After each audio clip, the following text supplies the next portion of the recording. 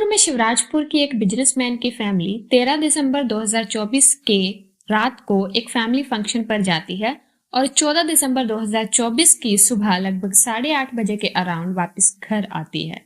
उस रात जब सारी फैमिली फंक्शन में थी, उनकी एक बेटी घर पर ही रुकी और अगले दिन सुबह जब सब घर वाले घर पहुंचे, उसे आवाज देते हैं तो सामने से कोई आवाज नहीं आती।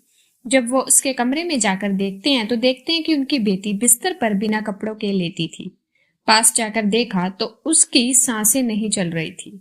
अपनी बेटी को इस हालत में देखकर पूरा परिवार हिल चुका था। वो समझ नहीं पा रहे थे कि आखिर उनकी बेटी के साथ हुआ क्या है।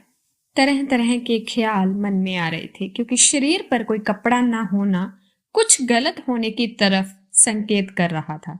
चलिए जानते हैं क्या था पूरा सच। ये इंसिडेंट है दिसंबर 2024 का, यानी कि पिछले महीने का। तो जब घर वाले अपनी बेटी की ये हालत देखते हैं तो वह तुरंत पुलिस को कॉल करके बुलाते हैं। पुलिस को भी मैटर सीरियस लगा, इसलिए वो फोरेंसिक टीम को छानबीन के लिए बुलाते हैं।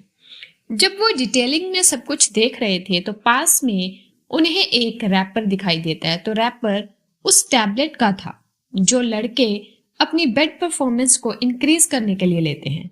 इसके साथ ही लड़की की बॉडी के पास कुछ प्रोटेक्शंस भी पड़ी थी, जिसे देखकर पुलिस कुछ केस को समझ पा रही थी।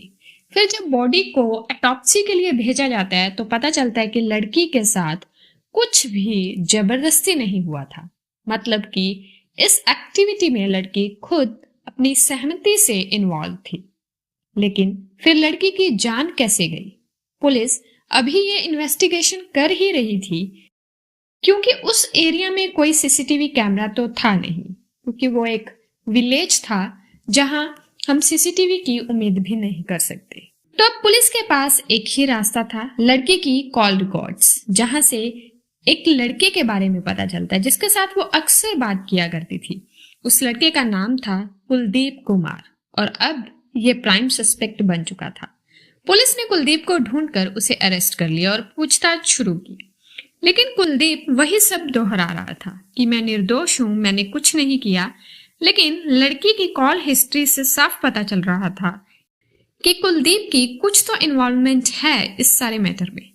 तो इसलिए पुलिस कुलदीप को रिमांड पर लेती है, जिसके बाद कुलदीप ने पूरी कहानी बताना शुरू की।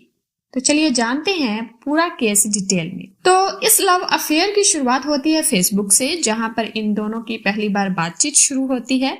बातें रोज होना शुरू हो गई और ये दोनों दोस्त बन गए और फिर ये दोस्ती रिलेशन में बदल गई। अब ये दोनों एक दूसरे से मिलना चाहते थे, लेकिन लड़की को घर से बाहर जाना अलाउड नहीं था।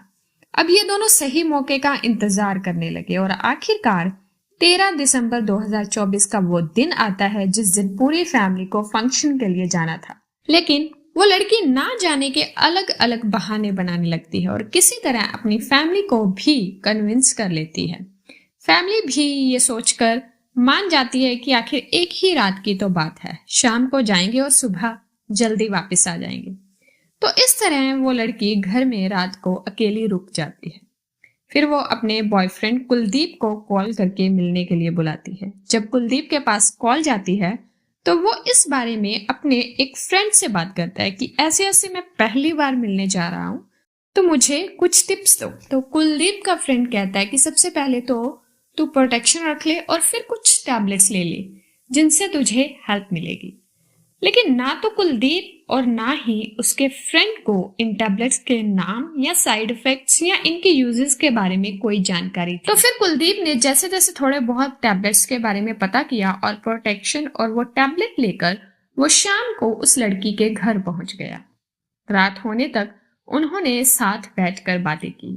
फिर रात के 8:30 बजे के अराउंड वो इंटीमेट होते हैं, जब वो पहली बार इंटीमेट हुए थे। उसके बाद रात के 8:30 बजे से लेकर 13 दिसंबर की पूरी रात और 14 दिसंबर की सुबह 3:30 बजे तक उस लड़के ने लड़की को कपड़े तक नहीं पहनने दिए। यानी कि वो कुलदीप रुकने का नाम ही नहीं ले रहा था। ऊपर से दिसंबर की ठंड, जिस वजह से लड़की का शरीर ठंड से अकड़ रहा था। ऊपर से पहली बार का दर्द, उन टैबलेट्स का असर, इन सब की वजह से उसकी तबीयत लगातार बिगड़ रही थी।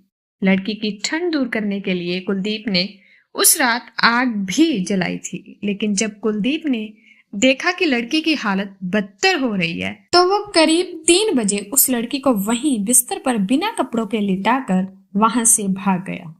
जब सुबह लड़की के घर वालों ने उसकी बॉडी को हिलाकर देखा, उसके हाथ उसके पांवों को हिलाया, तो उसकी बॉडी पूरी तरह से ठंड के कारण अकड़ चुकी थी, उसकी जान जा चुकी थी।